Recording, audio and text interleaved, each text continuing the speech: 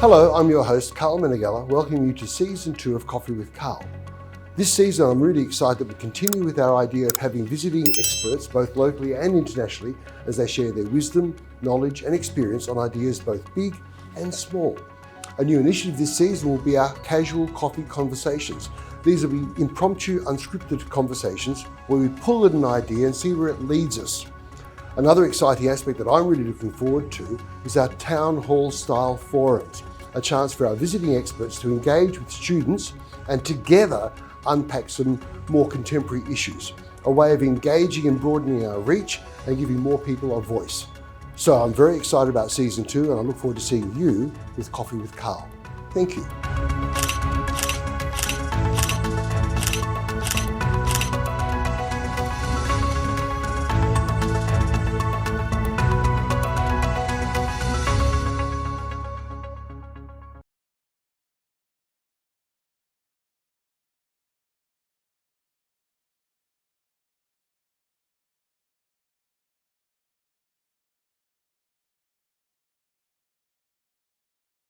Good afternoon. I'm very pleased today to have Ms. Jantini Tiavuchit visiting us again, and we met yesterday. Sawadee krap. Sawadee krap. And we're continuing our discussion on effective communication skills. Yes. Very good. So why are communication skills so important for next-gen leaders? The communication is the first thing that the people talk to each other, but it's not just only talking, but it's essential to convey the message from one to another with the purpose of to have mutual understanding, building rapport, Yes. and influence the other, and go to the same goal. Especially for leader, you have to work as a team, communication in the team, good teamwork, and can have solving the problem and try to get everything go to the same goal, the same target. Very good. Yeah. Can we go back to the idea of when you said about miscommunication and influence? I think that's very important because a lot of the time our problems start with miscommunication. We don't understand what someone's saying, especially when there's other languages involved. Yeah. So I think that's really critical. And when you talk about the influence, I suppose it's making sure that you not only present your message, but you can be persuasive. Is that correct? Yes, because when at the communication, the people need to know more in detail of communication to influence others. Like they have to know themselves. Yes. We call self-awareness of communication. So could you expand upon self-awareness and how this complements effective communication? Yeah, we have in the class, we'll teach the student to do the self-assessment. Mm-hmm. We have the tool for them to assess what is their strength, what is the area of improvement. Mm-hmm. Yeah, so they like in our tool, they know themselves, they don't know other. Yes. They know other, they don't know themselves. Mm. They know themselves, they know other. This one is a strength. Yes. That's what we have the exercise in the class. Mm-hmm. too. So we have them to identify self-assessment. So it's almost like a self-SWOT analysis, almost looking at their strengths, their weaknesses. Yes. Very good. Yes, they have to know themselves first. Okay, so could you elaborate then on the components of effective communication? Oh yeah, this is very important. When they talk to others, they have to know the standard of the communication. Yes. Or the component start from the sender. The sender, and then the message, and then the receiver. Mm-hmm. And so the sender and the message and the receiver. And the message go to the channel. Mm-hmm. So it's going to be sender, message, channel, and receiver. Right. And another one is the feedback. Right. And when you talk about the channel, what are some of the channels for communication? Oh, the channel can be many kinds of channel. Can be face to face, can be written, can be online. Yes. It's many kind of So many kinds of like channel. I talk to you is a Face channel. to, yes, so this is face to face. Yes. Channel. Yes. Very good. And then for us, to the audience, it's going to be online. Online, yes. Okay. This is a channel. Yeah. So then there's context. The as well. context, yeah. That I said before, we have sender, message, channel, receiver, feedback, and all the loop we have to consider about context, which is very important. Right. Okay. I noticed that when we're talking, we're using our hands, for example, we're looking at each other, we're smiling or nodding and the affirmations. Could you tell us a little bit about verbal and non-verbal communication? Yeah, this is the language that we teach the student of communication. Verbal, it's like we're talking, we send talking on the phone face to face, we use the voice. Yeah. But non-verbal can be written or can be the feeling of the face, you know, to have. Yes. Like this. Oh. So part of it is seeing the person, and you can tell by their expressions or their body language what they're feeling. So this is closed, this is more open. Yes. Okay. Even the dress up also. Yes. In the place, in the context, which I'm talking about, I go back a bit about context. Like you talk, student talk to the dean, the context, it's More very formal. Yes, yes. So the non-verbal, the dress or the way they talk, it's different when they talk with a friend, even in the same topic. So this is the context. So the context can be physical context. It's hard. Yes. You talk to the other people, to close friends, but it can be cultural context. People in different cultures. Yes, yes. Yeah, and can be psychology context. Like some people have feeling emotional, they're hot, they're hungry. Yes. So when we communicate, there's you know the loop, but if you don't aware of the context, the communication will not be effective. Yes. I remember when I was teaching class, we had a game called Chinese Whispers, and you tell a message to one person, they tell the message to the next person, they whisper very softly, they tell the message to the next person, and when it got to the end person, the message was completely different.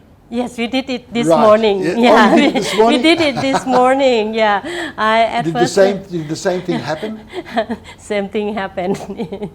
Misunderstanding, missing the words. Yes, yes. Yeah, we did it this morning. Yeah, at first we did it in English, and then when it's quite difficult, so we did it in Khmer. Oh, it was more fun. And was it still a different message at the end? Different. So different. even in English, which you could expect to, you understand that they're doing it in the second language, so the message at the end was different. But even in Khmer, the message changed, correct? Change, right, yes. I see. Yeah. So that would ask me the next question is, how can we improve and how can students improve their communication skills? What could they do to improve? They have to understand the loop and the component that I said, that they have to study and they have to give the feedback. Even you as a sender, the communication will be complete because you get feedback. Yes. Feedback is very useful for the leader, for your improvement and for the team improvement.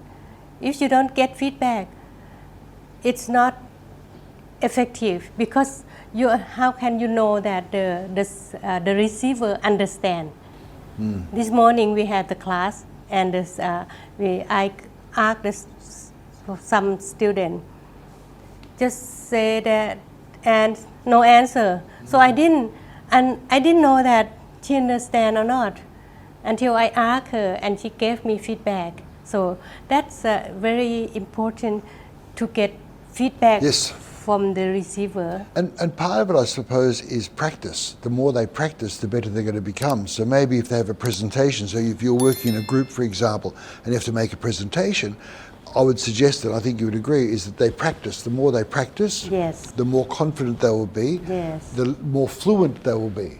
Yes, especially communication. It's a skill. It's a skill that we need to do it again and again and again, and talk and talk. Like people, you want to be influent in talking, you have to talk a lot. Yes. Even in this study language, Yes. to study English, you have to practice. Keep talking. Of course. So okay, if you're talking, someone is listening. So Yes. you're talking, you're the messenger, you're sending the message, and you hope the person is hearing it and understanding it. Could we talk a little bit about effective listening and attentive listening? Yeah, when we're talking about the effectively, attentively. So the topic that must, when we talk, communicate to other, we have to be aware that the topic that related to them, and especially the topic that effective and good for them. Like I tell you to do something, and if I say that to do something for me, it's good for me, but not good for you. So we have to think about the communication, that when we talk to someone, even I am a teacher, I want to do for example, I'm a teacher, I want to do the research, and ask the student to help me to do the research. Yes. And I should say that I want to do the research, and you can do together, and you can learn together. Yes. Benefit to you. Even it's benefit to me, but when the student do the research to be like the assistant of researcher, yes. They have learned a lot. They will gain experience. It benefit to you when you get apply to the job. But do you find sometimes they hear but they're not listening? Yeah, many times. So how people. so they hear the words blah Yeah. blah blah blah, but it's going in and coming back out. Yes, So- that's always happen. We call that the listening. They have 5 level of listen. Okay, so what are the 5 levels? I can listen with, we call listen and don't hear. Mean just listen. Your ear listen. You don't understand, and listen with the eye only. But if you listen with the understanding, I cannot remember all the 5 level. But if you listen and with understanding, and listen with your heart, full understanding, this is called it's good, effective listening. Yes, yes. Not just listen. Not just hearing. And and you don't hear what they said. I had a taxi driver, and I was coming back. I was actually from a trip here in Phnom Penh, back to Bangkok, and I went to the taxi driver, and my tyre is very rusty, but I said, Pom Tongan by Ram Kemheng Gao Sip Si. So I want to go to Ram Kemheng Gao Sip Si. And he said, oh, Sukhumvit. I said, no. And he assumed that most of the tourists who come want to go to that road. And I said, no. And I did it slower, and you could see the driver stopping and actually listening. So the first time he was just hearing, but not listening. So, do you find that with students sometimes? Yes. In psychology, they said that people just listen to the voice of the head, don't listen to the voice of other. Yes. When the people talk, they hear, but they didn't listen. They listen to the voice of the head. That was always mistake, miscommunication. That's why we need feedback. Yes. So what you're saying is that feedback lets us know if our message has been received correctly. Yes. And what I just did then was giving feedback that I heard what Ms. Jantini had said by being able to reiterate what she said to show her that I'm listening. So part of it is looking at the person, nodding, registering. If you don't understand, asking a question, which you can do. You're allowed to ask questions. You're allowed to say, could you please explain that again? And that's all part of our communication skill. Okay, Yeah. So the students now, some of them are scared of their English level. What can they do to practice becoming more confident of both being the messenger and being the receiver? What could they do to be more confident? Yeah, we will have in the course, we will teach them on the constructive feedback, the technique of giving feedback, positive feedback, which is a benefit to both sides.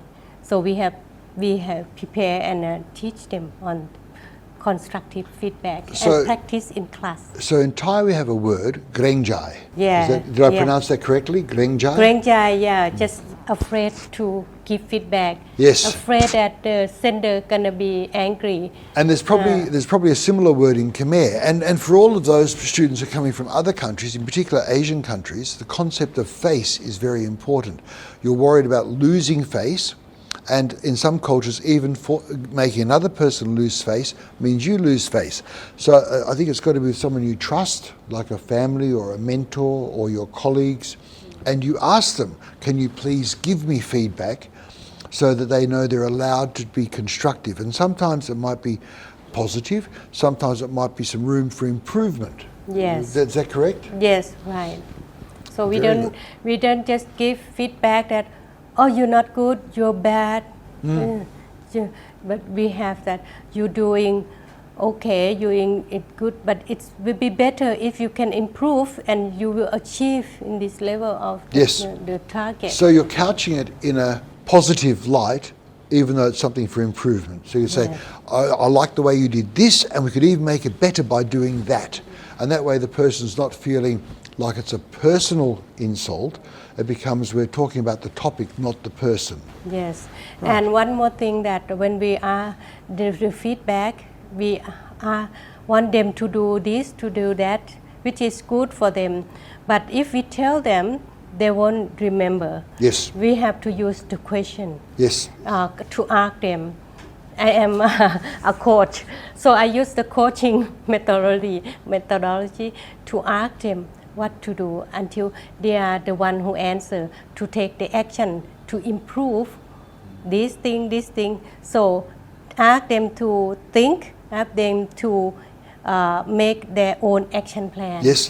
I think that's very valuable, because then they own it. It becomes theirs. Yeah, because their owner, it's their thought, and they make an action plan. And then we teach the plan that in a smart methodology. Which is the specific, measurable, what's the rest of them? So specific, achievable, relevant, and time-bound. Perfect. Yeah. And you teach that in your class as well? Yes, yeah. Yesterday we did the SMART objective for the communication. Very good. I'm sure they enjoyed that. Yeah. Thank you once again for being here. I know that we all appreciate that. So, khop khun mak krap. You are very welcome. I'm happy to be here. Even it's the first time for me in the university. Yes. I'm so happy and excited to come here. And when I go back this month, I will prepare for next month for our continuous of the communication in the next episode, about more detail to leverage the communication of our students. I have some feedback for you. I saw some of the students this morning, so I asked them what did they think of the class, and they said they were very impressed. So there's some feedback for you. Oh, thank you so much. You're most welcome. Thank you very much for joining us today. Thank you. Yeah, thank you.